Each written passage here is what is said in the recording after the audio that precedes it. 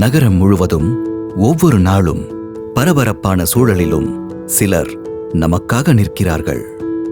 எந்த நேரமானாலும் சரி, எந்த வானிலையானாலும் சரி, எந்த சவாலானாலும் சரி, நமது ஹீரோக்கள் தொடர்ந்து உழைக்கிறார்கள்.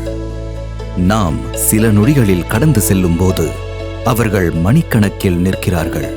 நகரத்தை நகர்த்துவதில் தவறுவதில்லை, கடமையிலும் தவறுவதில்லை, நம்மை காப்பதிலும் தவறுவதில்லை. ஓயாமல் உழைக்கும் அவர்களை இந்த வாரம் அவர்களுக்கே சைகை காட்டி நிறுத்தியது கவின்ஸ்.